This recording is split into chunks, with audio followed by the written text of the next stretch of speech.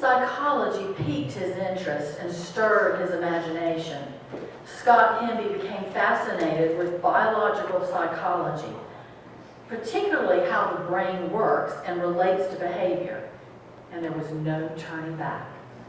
Once he had a few psychology classes at Barton behind him, he realized his interests were in science of behavior with a biological basis. With strong mentors in psychology like Doris Capps, Walter Parker, and Ron Eggers, and equally strong mentors in science with the likes of Bill Kilgore and J.P. Tyndall, Scott knew he had found his passion.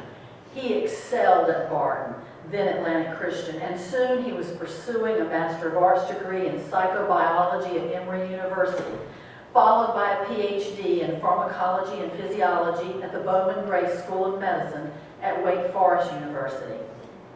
While at Wake Forest, Scott's doctoral research focused on the biochemical basis of drug reinforcement using behavioral paradigms in combination with neurochemical procedures. Specifically, Scott was examining the neurochemical basis of cocaine and heroin, as well as the speedball combination of those two, with the goal of understanding how these changes are related to the plasticity, I've been practicing that word, associated with the abuse of these drugs. He became more and more interested in the manner in which the brain adapts to drug use and abuse. Over time, that's the neuroplasticity.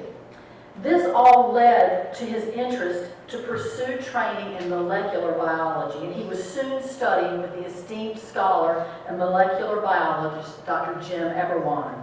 Dr. Eberwein was intrigued with Scott's interest in the molecular basis of drug abuse and the manner in which he thought specific changes in gene expression in defined regions of the brain may contribute to the addictive static. And so Dr. Eberwein offered Scott the opportunity to work with him in Pennsylvania. Scott's professional experience began in 1995 with a 3-year appointment as a postdoctoral fellow in the Department of Pharmacology within the University of Pennsylvania School of Medicine. Soon after arriving, he received a grant from the National Institutes of Health, National Institute on Drug Abuse, to understand how the chronic heroin administration altered gene expression in specific brain regions, mediating the drug's rewarding effects. This Penn appointment also allowed Scott to study mental health issues and the biology of mental health disorders, including Alzheimer's disease and schizophrenia. While at Penn, Scott became the first recipient of the Walter Sonborn Katz Young Investigator Award from the National Alliance for Research on Schizophrenia and Affective Disorders. His experience at Penn proved to be an extraordinary opportunity for a young research scientist, and he credits his continued success because of the distinguished mentors with whom he had the privilege of working and studying. Scott's early experiences with these mentors has instilled a passion for providing similar opportunities for his undergraduate and graduate students, as well as postdoctoral fellows. Following his postdoctoral experience, he accepted an appointment at Emory University to serve as an assistant professor, with a primary appointment in pharmacology and secondary appointments in psychiatry and hematology oncology. In addition, he served as the director of the microarray facility for the Emory Health Science Center. For a time, his studies examined several novel genes that were involved in following cocaine and heroin abuse. Scott's research was helping to better understand how neurochemistry, pharmacology, and molecular biology relate to the reinforcing effects of abused drugs.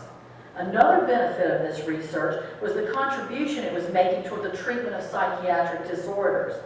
Using this DNA microarray technology, Scott was evaluating changes in gene expression in relation to schizophrenia, autism, and drug abuse. Utilizing this new technology and employing a new paradigm in research made it possible to see major results from his scientific research in much less time than was afforded previously. Wow. The details I've shared reflect just the beginning of his career. Just the beginning, y'all. He has devoted his scientific research, study, and teaching his whole life. He is recognized nationally and internationally for his research on neurobiology of substance abuse disorders and schizophrenia. And following a distinguished tenure at Emory, Scott had the opportunity to return to Wake Forest University, where he served as a tenured professor in the Department of Physiology and Pharmacology, Psychology, and Behavioral Medicine in the Wake Forest University School of Medicine. In 2014, he joined the faculty at High Point University as the founding chair and professor of the Department of Basic Pharmaceutical Science in the Fred Wilson School of Pharmacy. He has had the rare opportunity to build this program from the ground up, hiring the faculty, designing the labs, developing the curriculum program. Scott's most recent research focus has been on identification and characterization of novel botanical and synthetic compounds for the treatment of opiate withdrawal, addiction, and relapse. Scott's research has never been more important. Scott has published extensively, presented papers domestically and abroad, served on numerous editorial boards, the NIH grant, review study sections, and independent foundations. During his career, he has generated funding exceeding $10 million in grants. He has appeared on NPR, PBS NewsHour Weekend, and been interviewed by numerous news agencies, including CNN, CBS News, Forbes Magazine, WebMD, Science News Daily, and many others. And yet, throughout his academic and professional career, it has been the relationships that he has developed with professors, mentors, and later colleagues that have provided the encouragement and support for him to pursue this passion in research. Now, he has the opportunity to be a mentor for so many students who are aspiring to follow a similar career path. Scott will tell you that the foundation for these relationships was established early in his life by his loving parents, Joan and Jim Hemby. They instilled in him and in his brother, James and Tom, the importance of education and provided a strong support system for their three sons to pursue their professional passions. Scott has tried to emulate those teachings through his own parenting. He and his wife, Christy, have 5 children, including daughters Elizabeth, better known as Liz, twins Charlotte and Catherine, and Nora, and son Lear Michael, a loving and devoted husband and father. Scott encourages his children to pursue their interests with passion, just as he was encouraged to do. His oldest child, Liz, while following in her father's footsteps, is finding her own passion, having just completed a psychology degree at Appalachian State University. Now she is considering pursuit of a master's degree in social work. Scott has also made time in his busy life to give back to his community through coaching youth soccer, working with the National Alliance for Mental Health Illness, being a guardian ad litem in Forsyth County, volunteering with the Advocacy for the Poor, and serving as a member of the Addiction Recovery Committee at St. Paul's Episcopal Church. Dr. Scott Edwards Hemby stands with great honor and distinction in the field of science, and we are most grateful for the many contributions he has made in these significant areas of study and research. He truly epitomizes Barton's mantra of bold thinkers forming bold leaders. It is my great pleasure to welcome him to the podium as the recipient of the 2019 Barton College Alumni Achievement Award.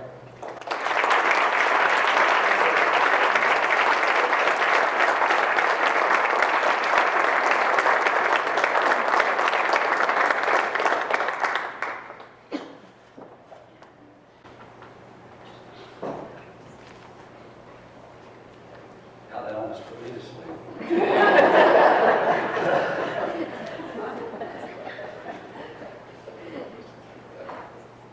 I don't have my father's gift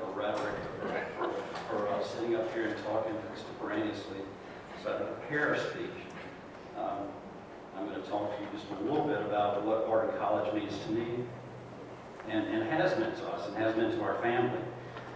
I really want to thank Dr. Susie, the Alumni Board, the faculty and staff of Barton and the Barton community for this award. I can honestly tell you that without Barton, there's no way I would have done what I have seemed to accomplish in my career. I'm deeply honored and grateful to receive the Alumni Achievement Award.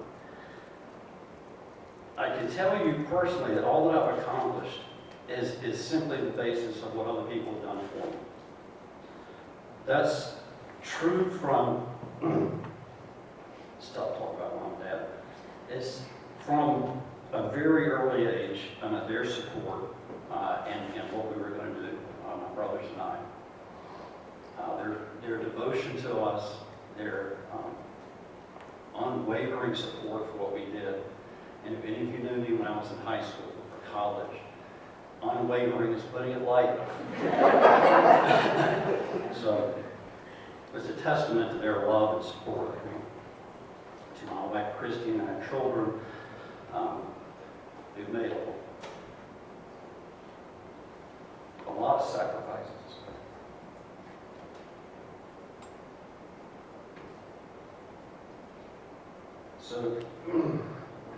So that I could pursue my selfish goals. To my brothers, James and Tom, thank you for your support consistently and persistently over the years. You've always been there. And to Mom and Dad for believing in my potential when even I didn't believe in it. It encouraged me in spite of my obstinance. My brothers can attest to that. And being proud of my accomplishments, as minor as they may have been. And I'm sure they're with us today. In fact, my mom is kind of channeling through me now when she's asking to make sure that you take your plates and your cups and don't spill anything on these plates. I asked my brothers, I said, was that too soon? I'll start by saying it wasn't too long ago that my parents would have considered my college graduation as a remarkable accomplishment. So, in fact, my parents cried when I came to Barton, but for different reasons. My time at Barton and involvement has spanned more than 50 years. My brothers and I grew up with this community. We were here, we came to see the basketball games, we played in the old gym. We went to Tweety's, some of you remember that, across the street. Usually when my mom was with us, my dad was a little less forthcoming with money to go and get a drink or ice cream.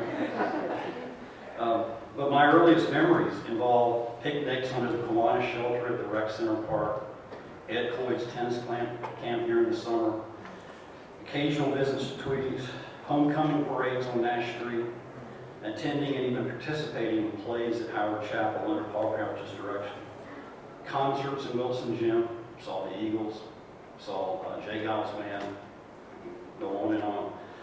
Bulldog basketball games and teams under Pomeroy and Norfolk, and pickup games in the old gymnasium, baseball games at Fleming Stadium with Jim Cole coaching, and witnessing my dad's passion for Barton sports is also where I learned to kind of sneak back a couple of seats every time my dad stood up and started having a conversation with the umpires or referees.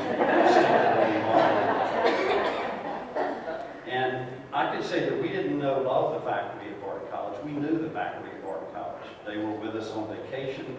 They were with us during holidays. They were part of our family. They were incorporated into our family, and it was who we grew up with. The faculty at Barton College were our role models. They were definitely our parents' friends, but they were certainly our role models for us growing up. I remember numerous trips to my dad's office in the classroom building just to go up there and visit him, and I was just always taken aback by the generosity of the people that were there. Bill McGill, Paul Crouch, Terry Grimes, a number of other people that were on the faculty at that time. But I also remember the smell of apple and bourbon pipe tobacco smoke. It seemed to be pervasive through the halls of the classroom buildings. Dad would tell us, and this might be difficult for some to believe, but Dad would always brag about the faculty to us.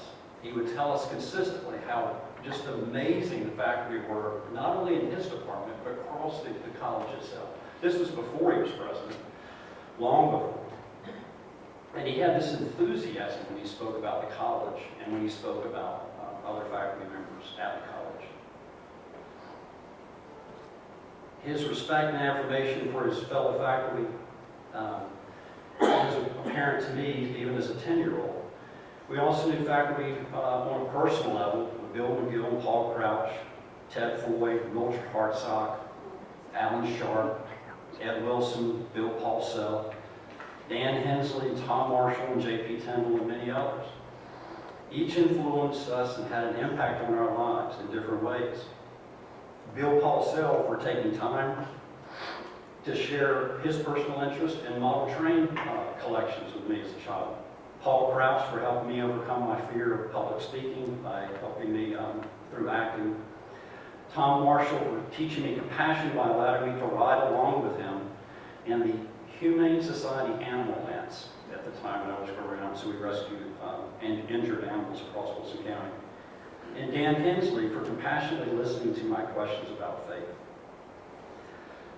Not until years later did I realize the significance of the connection with the college and the influence of other college faculty and staff on my life. So take a pause, we'll fast forward to the mid-1980s. And after a time at Chapel Hill where I started my college education, I came back after working with the Miller Brewing Company for 2 or 3 years. I came back and I asked my parents if I was going back to college, and Dad said, sure. We told you the deal will be, we pay for 4 years, you quit, so you're on your own. You can come back to work, and you can finish here if you'd like to, and you can live with us, which is what I did. And thank God I did, because the faculty that I had known growing up were now my professors, and now I could actually realize what my father had told me about the respect and professionalism that they had in their fields. During my break from college, what my parents used to call the time off, I had developed an interest in biology behaviors, Kathy had mentioned. But at that time, there weren't the disciplines that there are today. Today, we refer to it as neuroscience or behavioral neuroscience. And so for me, I talked to 2 people who were very influential for me, with Ron Eggers, who was in psychology at the time, and Bill Kilgore, who was in chemistry.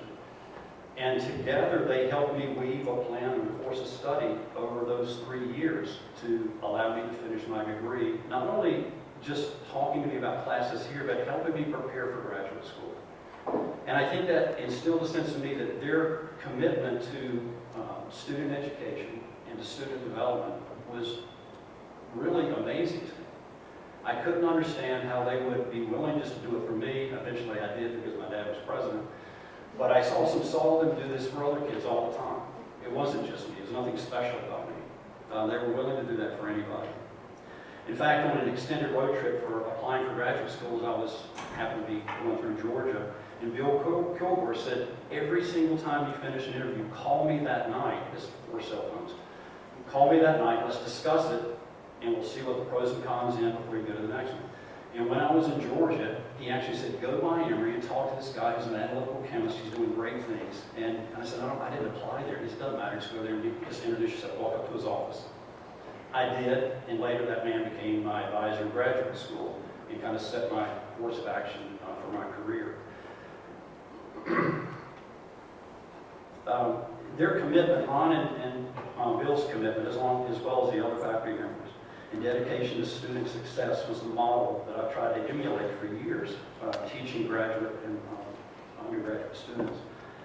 I'm indebted to Barton for providing me with the opportunity, the tools, and the direction for a successful career and an abundant life. To the Barton community and past and present, I really do extend my sincerest gratitude for your commitment and dedication to students and student education. Thank you very much.